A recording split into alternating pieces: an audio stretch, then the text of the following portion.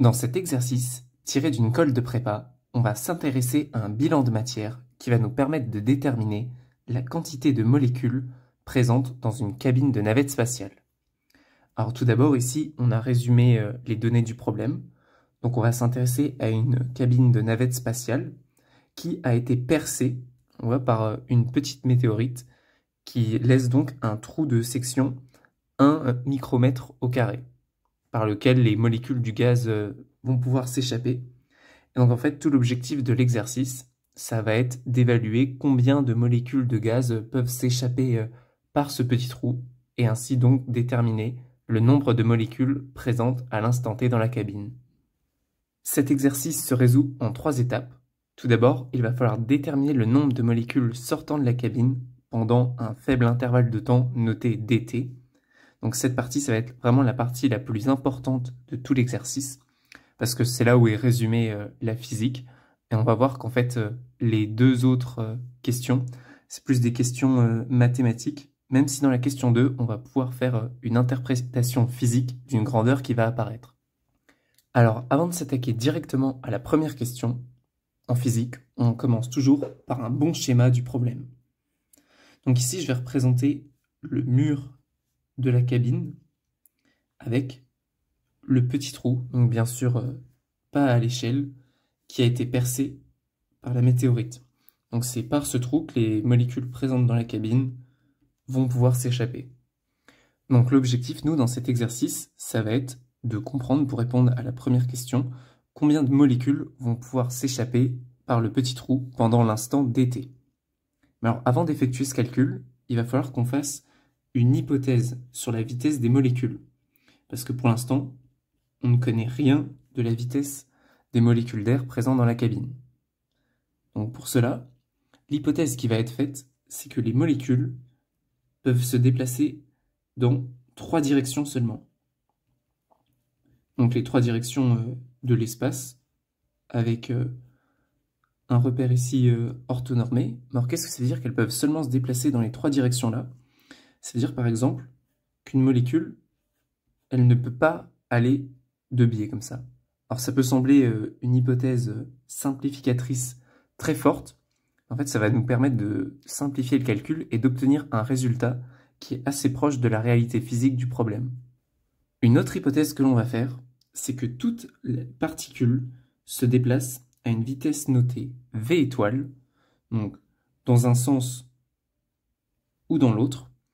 Et en fait, cette vitesse v étoile, elle est caractéristique d'un gaz à une certaine température. C'est une vitesse qu'on appelle la vitesse quadratique moyenne. Alors cette vitesse quadratique moyenne, pour une petite parenthèse physique, qu'est-ce qu'elle représente? En fait, c'est la moyenne au carré des vitesses de chacune des particules. Et en fait, la vitesse quadratique moyenne, elle est liée à l'énergie portée par le gaz, mais aussi, on peut l'exprimer en fonction de la température. N'hésite pas à demander dans les commentaires si tu veux une vidéo sur la vitesse quadratique moyenne, où on effectuera le calcul pour déterminer le lien entre cette vitesse quadratique moyenne et la température à l'intérieur du gaz. Maintenant que l'on a effectué ces hypothèses sur le déplacement des particules, on va revenir ici à notre schéma et se demander quelles particules peuvent sortir du trou pendant l'instant dt. Donc déjà, on va voir que seulement les particules qui se déplacent dans cette direction et ce sens peuvent sortir par le petit trou. Parce que si jamais la particule, elle monte, on sait très bien qu'elle ne va pas pouvoir sortir par le trou, même si elle est très proche. Et si jamais elle n'est pas dans le bon sens, elle ne va pas non plus pouvoir sortir par le trou. Donc il faut bien se rappeler qu'il y a seulement les molécules de gaz qui se déplacent dans ce sens qui vont pouvoir sortir par le trou. Maintenant que l'on a vu quelle était la condition nécessaire sur le déplacement des particules qu'elles puissent sortir par le trou, il va nous falloir aussi une condition sur la position des particules. En effet, si la particule se situe très loin, par exemple ici, pendant l'instant dt, elle n'aura pas le temps de sortir par le trou. Donc pour cela, et avec la remarque qu'on a fait précédemment, on va dessiner un cylindre ici. Et en fait, dans ce cylindre, ça va être les seules particules qui vont pouvoir sortir pendant l'instant dt par le trou, parce qu'elles sont dans la bonne direction, et aussi parce qu'elles vont être à une distance suffisamment petite pour pouvoir s'échapper pendant la durée dt. Donc l'objectif, nous, ça va être de déterminer le nombre de particules dans ce cylindre pour trouver le nombre de molécules sortant de la cabine pendant dt. Alors, on connaît déjà la section S ici, et pour connaître le volume de ce cylindre, il va nous falloir connaître la distance L. Donc, on connaît déjà la vitesse quadratique moyenne. On connaît la durée pendant laquelle on va vouloir évaluer la sortie des molécules de ce cylindre. Donc, on connaît le lien entre la vitesse et la durée. On va donc pouvoir trouver la longueur maximale que peuvent parcourir les particules pendant cette durée, et donc trouver la longueur L de ce cylindre. On trouve donc que L est égale à la vitesse quadratique moyenne fois la durée dt. On connaît maintenant le volume du cylindre ici défini, donc qui est égal à la section S donnée par l'énoncé, multiplié par la vitesse quadratique moyenne et la durée dt. Mais si on connaît seulement le volume du cylindre et pas le nombre de particules présentes dedans, qui vont donc pouvoir s'échapper. Donc pour ça, on va devoir relier le volume du cylindre au nombre de particules présentes dedans.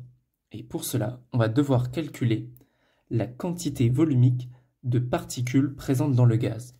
Donc cette quantité volumique de particules présentes dans le gaz, ça va être le rapport entre toutes les particules présentes dans la cabine à l'instant t, divisé par le volume V de la cabine.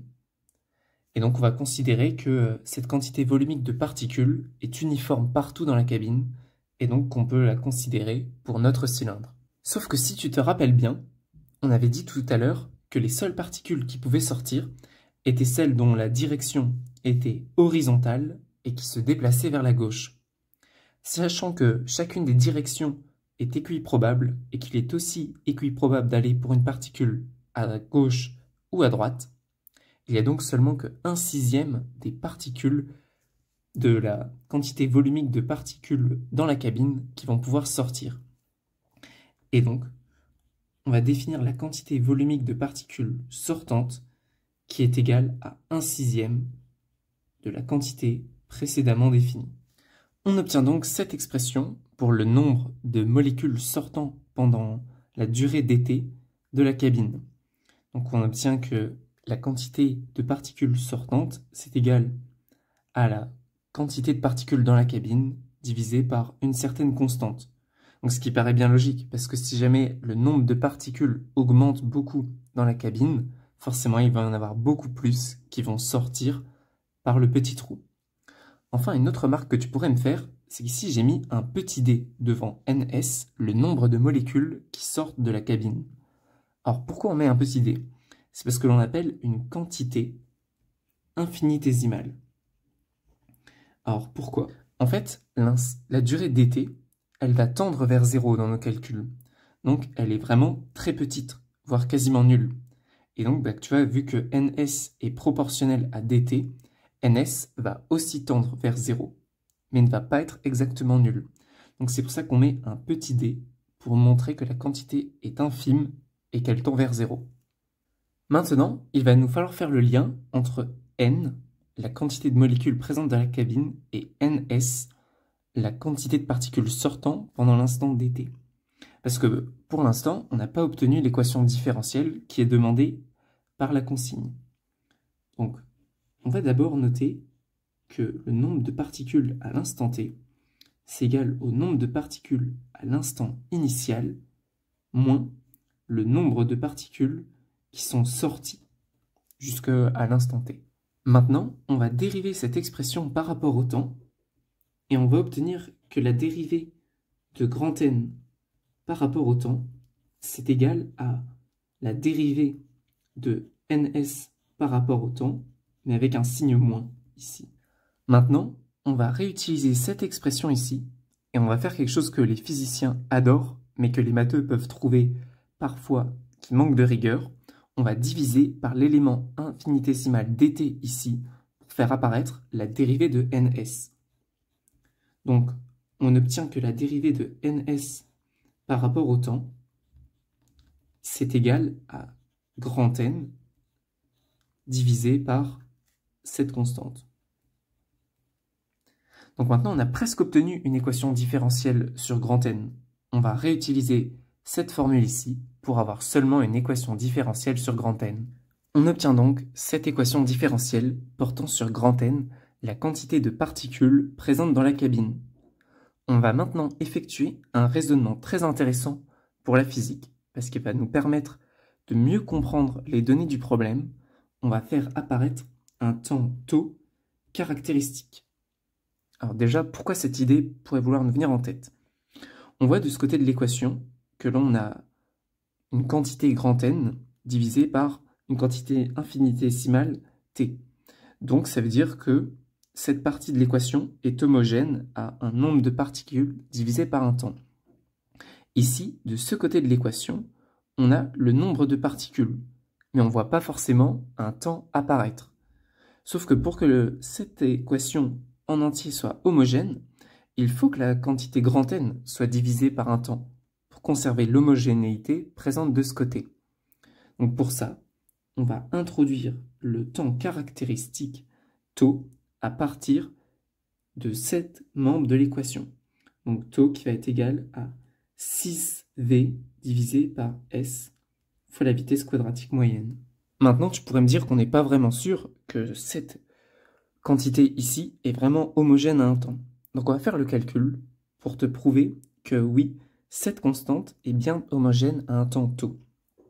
Donc, un volume, c'est homogène à une longueur au cube. La section, c'est homogène à une longueur au carré, parce que c'est une aire. Et pour la vitesse quadratique moyenne, elle est homogène à une vitesse, donc à savoir une distance divisée par le temps. Maintenant, on regroupe toutes ces expressions et on va trouver comme dimension pour tau, c'est égal à une longueur au cube divisé par une longueur au carré multiplié par une longueur qui est elle-même divisée par un temps. Et quand on simplifie ici la longueur au cube, on obtient que tau est bien homogène à un temps. Maintenant que l'on a obtenu cette équation différentielle, il va falloir la résoudre pour obtenir l'expression de grand N en fonction du temps. Donc on remarque déjà que cette équation différentielle est d'ordre 1, parce qu'ici on a une dérivée d'ordre 1 par rapport au temps, et on n'a pas de constante ici de l'autre côté, donc ça veut dire qu'on est sur la forme classique des équations différentielles d'ordre 1, et donc on va avoir une solution en exponentielle pour grand N. On obtient donc cette expression pour grand N, mais comme tu le vois ici, il y a une constante grand K qui apparaît, qu'il va nous falloir déterminer pour connaître exactement l'expression de grand N. Alors la seule chose que l'on sait sur grand N, c'est qu'à l'instant t égale à 0, il y a N0 molécules dans la cabine. Donc si on évalue cette expression, elle doit aussi valoir N0. Donc on sait que exponentielle 0, ici, ça vaut 1. Donc on obtient seulement grand K. Et donc, ici, grand K doit forcément être égal à N0.